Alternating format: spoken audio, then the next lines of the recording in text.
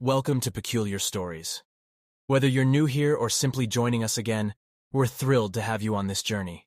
We explore the fascinating world of near-death experiences and offer new perspectives on the meaning of life and death. Our goal is to shed light on these profound stories, deepen your understanding of life, and provide valuable insights to our audience. If you enjoy what we do, consider subscribing to our channel to stay updated on our latest content. And don't forget to hit the like button to help our content reach a wider audience. So sit back, relax, and get ready to be transported to the edge of life and beyond. My name is Sandra Hubert. This is my near-death experience caused by drowning. The Rogue River rafting fear occurred on July 11th, 2005. On the second day of a rafting trip, Friday, July 8th, 2005, I was kayaking on the Rogue River in an inflatable kayak. This shallow kayak allows the passenger to sit almost on top of it, against an inflated pillow, rather than inside it. I was seated between the third and fourth six-passenger rafts of our journey. I had successfully kayaked through some rapids and was growing tired of it. On this section of the river, there was a lot of calm water between the rapids. I chose to stay in the raft for the next set of rapids before exiting the kayak and returning to the conventional raft. I couldn't approach the glacial rocks on the right side the manner I planned as we reached John's Riffle, level 2 rapid, because the strong river was pulling me left. My kayak flipped, and my body smacked into a massive glacier boulder, pinning me with my back against the rock and my face level with the surface rapids. The strong currents were drawing me further into the sea, while I fought with all my strength to get back up and take a breath of air. My kayak followed me into the boulder and struck me in the head before vanishing downriver. Fortunately, I was wearing a helmet, and my life jacket was properly adjusted before I began kayaking. The current was roaring and swirling white water engulfed me from head to toe. I was crushed against a rock and couldn't see much through the rapids, but I was certain I knew which way was up to the sky. I could feel how powerful the current was as I struggled to reach the surface, and I was losing hope that my strength could compete with the water. But I persisted. The powerful water swept me under the first rock and around to my right side. It actually drew me around to the back face of that first enormous rock, pinned by the current and below air level, as I was afterwards told. I could see the sky, but no matter how hard I tried, I couldn't get to the air. Even though the top of my head was only a few inches above the surface of the water current rushed over my face and I couldn't feel any air. I was trying to keep my cool and think things through. I couldn't believe how powerful the current was. I was starting to fear as I pushed against the rocks with all my power and couldn't move against the strong tide. I felt myself being slowly dragged down. Despite my best efforts, I was taken beneath the water again, this time through a tunnel under the second enormous rock. While I was being dragged beneath the rocks, I could hear bubbles and water noises. I was quite terrified. Throughout our walk, I had observed many caves leading beneath the rocks, but I had no idea where the river was carrying me. I was terrified of being drawn into a cave beneath the rocks, where I would get trapped and suffocate, but my strength was no match for the river's, and I had no choice but to go where the water was taking me. I awoke on the surface between the second and third glacial rocks. My left leg jammed between the rocks, and I couldn't move my trunk. My right foot could feel the small point of a rock beneath me, and my right elbow could move a little, so I was pushing with my right foot and right elbow to get to the air. My foot kept slipping off as I pushed because it was pushing on the point of a rock. At this time, I was exerting all of my remaining power by extending my body as far as I could and tilting my head back as far as it would go. Although swallowing a lot of water, I was able to take extremely little breaths of air in between surges of water. I had my back to the main river, but out of the corner of my right eye, I noticed one of our rafts pass by the massive rocks. Someone in the front of the raft pointed at me, and then the raft vanished downriver. I remember being happy that I had been noticed, but I wasn't sure whether I could get enough oxygen to last till they returned. I opened my mouth to yell for assistance. When water suddenly poured into my mouth, I was able to yell, "Help me!" and was surprised at how panicked my voice sounded. It was almost as though the voice was coming from somewhere else. My shouts for aid became to gurgles as water filled my throat, and I realized immediately that I had made a grave error. I was starting to see stars, and my vision was getting darker. I was pleading with God to help me with all my strength. A picture of Cameron and Jared flashed in front of my face like a slideshow, but there was just one sepia-colored slide that appeared continuously. I knew it was a picture of my boys, but it was of them when they were older, perhaps in their 20s. I pleaded with the Lord to save me. I knew I was crying, but the water washed them away, and I couldn't feel them. I was in a panic as I pleaded with God to save me. I desperately wanted to live and was convinced that I was about to die. All I could do was hope that He had plans to save me. I didn't want to lose my children, and the prospect of doing so struck me with a terrible anguish beyond anything I'd ever felt. Lord, please don't let me lose my kids, I prayed. The anguish was overwhelming once more. I knew I was dying emotionally thinking about my boys. After repeating that prayer several times, I had a sudden realization and prayed, Lord, please don't let my kids lose me. That was an incredible turning point in my life, and I believe it was the first time I realized, probably for the first time, that I had self-worth. Everything went black, and I felt my body relax instinctively. As my body relaxed, I fought to stay conscious, but I was losing the battle as I was dragged deeper and deeper into the sea. Every hope of holding my breath or getting a fresh breath of air was quickly fading. I felt my body being dragged beneath the water, and then everything became black as night and utterly silent, with not a single sound. I could feel my body being forced through a tunnel, feet first and face down, as I banged between rocks, but there was no pain. I felt like I was being dragged by something, but there was nothing physical about it. It was more like awareness that something was happening. But I wasn't terrified as much as I was simply aware. I remember being struck by how quiet and black everything was. I can't put into words how peaceful everything was. Now I see why other people with similar experiences have remarked, I didn't want to come back. It was unlike anything I'd ever felt, and I don't think I'll ever feel at peace like that again until I die and leave this planet. I suppose I lost consciousness around that time since I don't recall going through the tunnel and rejoining the current. My body had evidently passed fully beneath the rocks and popped up on the river's surface some 30 yards downstream from my initial accident. I later learned that the guide who was attempting to rescue me stated that I was underwater for 3 to 4 minutes, and that he lost sight of my helmet for 20 to 30 seconds from my position between the rocks, implying that I was pulled through a long tunnel.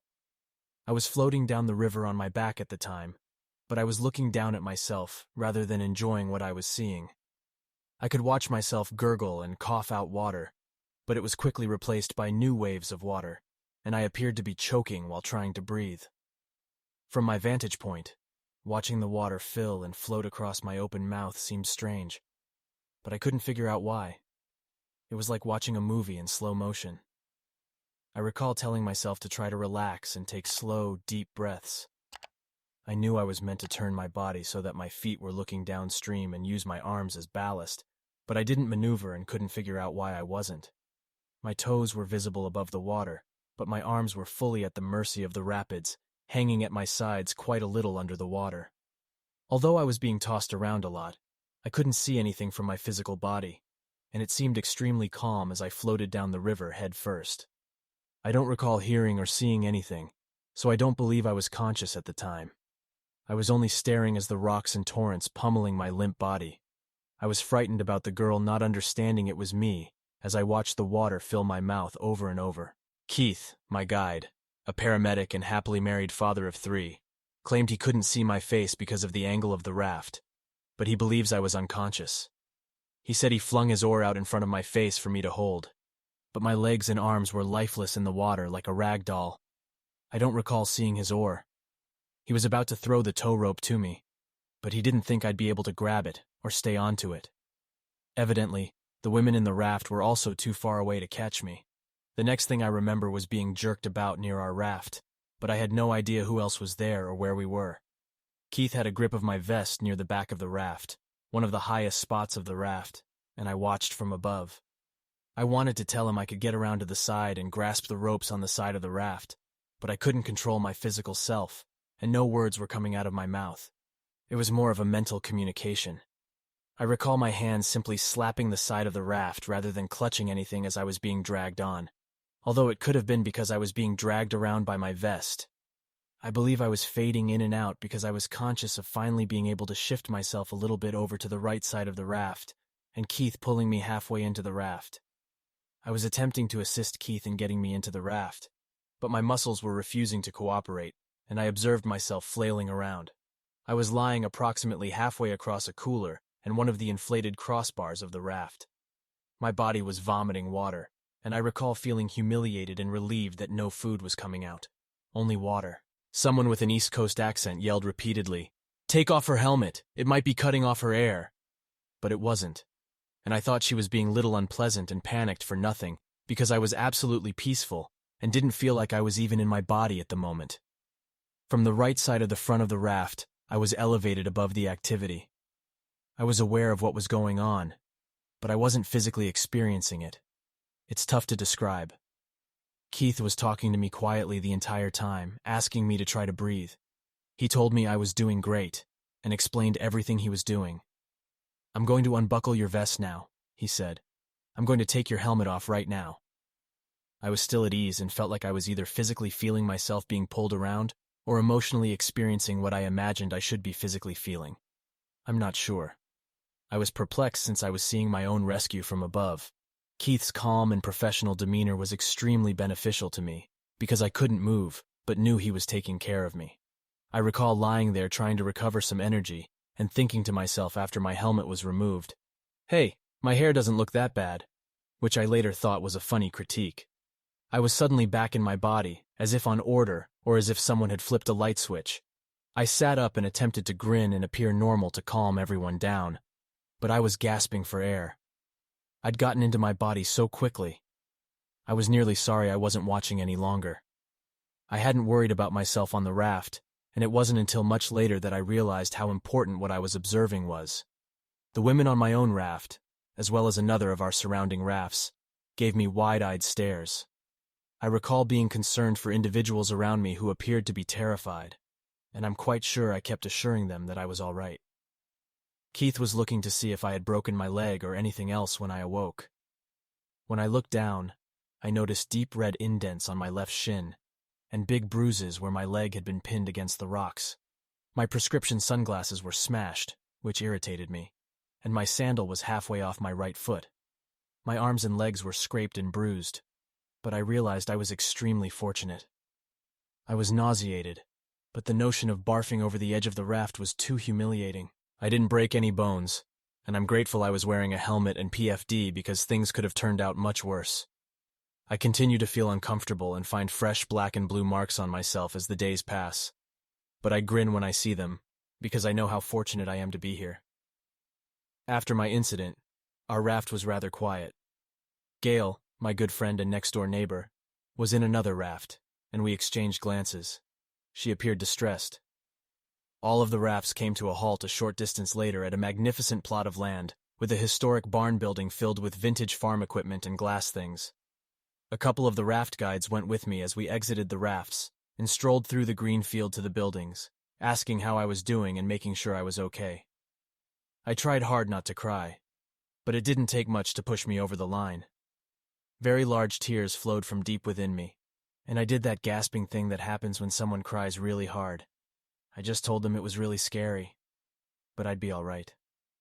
"Are you sure because we can get you out of here?" They kept asking. "You are not required to finish the journey." I emphasized that I didn't want to cause any disruptions or ruin anyone's vacation. They assured me that those were the last of my concerns, but I claimed that I was well. Later, I noticed all of the guides standing together, having a serious chat, which I believed was about my mishap. I was in a trance as I walked through the buildings and kept to myself more than usual.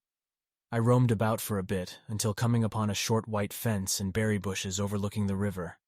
I was psychologically and physically drained, and I was bawling my heart out. I was an emotional wreck, but I wanted to stay on the trip.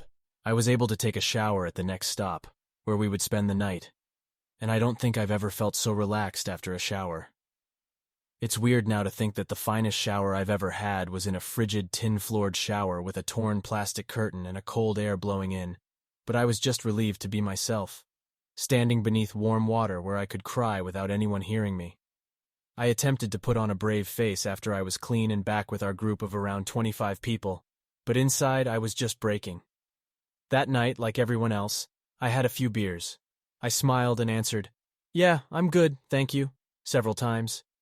The next morning, I put on my brave face and prepared to go swimming. My legs and arms were aching and turning bright red. When I spotted a few of the younger women sneaking glances at me and then discussing, I felt self-conscious. Normally, I was the first in line for any adventure, but on this particular day, I saw that I kept allowing others in front of me to board the rafts. On this particular day, I paid close attention to the river. I had rafted a significant portion of the earlier legs of the trip without my life vest because the water was calmer, but I had that thing strapped so tight that every time I took a breath, I felt some excellent pressure. It made me feel more secure. Never in my life have I felt more terrified than when I was trapped between the last two rocks. I don't remember ever praying with such seriousness as I did at that time. I've always loved my children with all my heart, but I don't think I've ever loved them more than I did during those times when I feared I might be dying. I am certain that the Lord saved me that day. In the days after our vacation, I talked to Keith a lot about the experience. Although he knows the rogue well, he has no idea how I got from point A to point B that day. He claims my yellow helmet, which was all he could see when he spotted me, simply vanished and then reappeared downriver, much to his delight. My only answer is that the Lord saved me. I'm certain of it. My life will never be the same again, and I am so grateful that I survived that I can't even express how grateful I am. Watch this near-death experience next about a man who left heaven for his mom's sake and get back to Earth. He also was told the truth about guardian angels and stars.